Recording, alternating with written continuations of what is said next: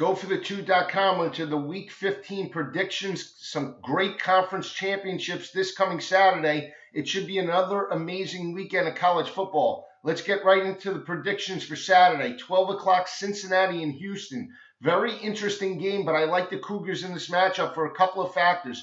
Defensively, only giving up 17.8 points per game, and they're very solid in the secondary, only giving up 184 passing yards per game. They're opportunistic, +9 in turnover margin, but more importantly, +6 in turnover margin on the road. They have the speed in the secondary that matches up very well against Gunnar Kiel and that Cincinnati Bearcat offense, and I think the Houston Cougars strike the upset Saturday at 12 o'clock over the Bearcats and head coach Tommy Tuberville. Boise State, Fresno State.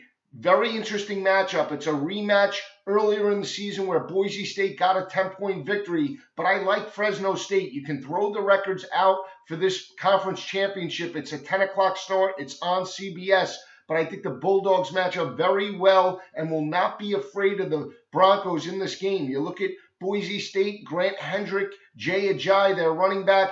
I'm not sold at Hendrick at the quarterback position. You look at Fresno State, they have a hot and cold quarterback in Brian Burrell, but he can stretch the field of that Boise State secondary, and they have a big play wide receiver in Josh Harper that had some big plays against the Broncos in their first meeting. He dropped some deep balls. I think he atones himself, has a big game on Saturday night, and I think Fresno State strikes the upset over Boise State on their home field Saturday night. Marquee upset in the conference championship. Florida State, Georgia Tech. Georgia Tech not with their big play wide receiver Smelter. He got hurt against Georgia. He's out for this matchup, but it's the Georgia Tech secondary that scares me. They're giving up 227 passing yards per game. Look for Jameis Winston, Rashad Green, Nick O'Leary to stretch the field. Carlos Williams is hurt. Look for Dalvin Cook, their running back, to step up. I think there's a significant speed advantage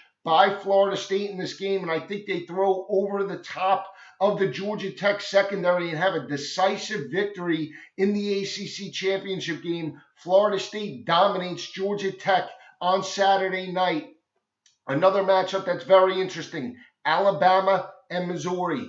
I think Alabama wins this game, but I don't think it's as big as people think. Missouri has the secondary to keep up with Alabama in this matchup. They have two big play defensive ends that can create pressure on Blake Sims. Blake Sims walking around with an ankle injury, not that serious, but still, they have the speed on the edge that can cause some problems for that Alabama offensive line. I think the game plan for Missouri's got to be to run the football, slow the game down, because their offense with Matty Mock, not that explosive as it was in years past. I think Alabama wins the game, but I think it's a very close matchup. I think Alabama picks up a 7-point victory, 27-20 over the Missouri Tigers. I think they're able to create some turnovers, Missouri. You got to remember this Alabama team still negative in turnover margin on the year, -2. The last time that they were negative under Nick Saban was prior to 2008. So it's been a long time since this Alabama defense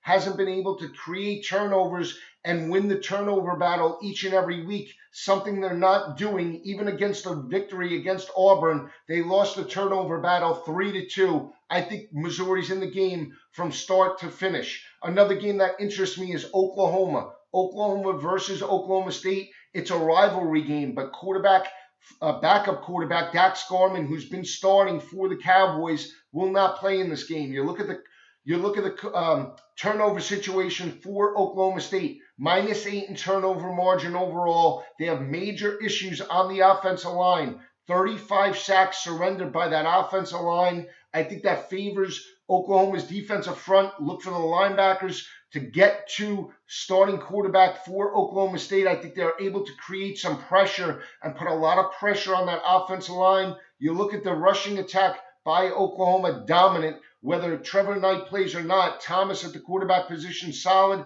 Sterling Shepard, their wideout.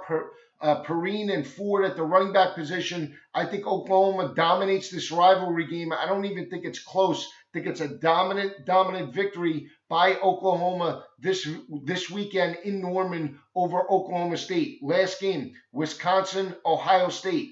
Ohio State, without their starting quarterback, JT Barrett, had broke his ankle last week. Look for Cardale Jones to step up. This is a very solid Ohio State team. They're dealing with a lot of adversity. They lost a player due to a suicide earlier in the week, but this team has been focused all year under Urban Meyer. You got to look at Urban Meyer going up against Gary Anderson. This is the biggest game in Gary Anderson's coaching career. He coached at Utah State, took his teams to conference championships and bowl games, but this is nothing like the Big Ten championship. I think the advantage goes to Urban Meyer. You look at Wisconsin overall, -2 in turnover margin, but more importantly, -6 in turnover margin on the road or on a neutral field site. They've struggled in both games on the road or on a neutral field site. Opening week against LSU, they had a big halftime lead and could not maintain that lead against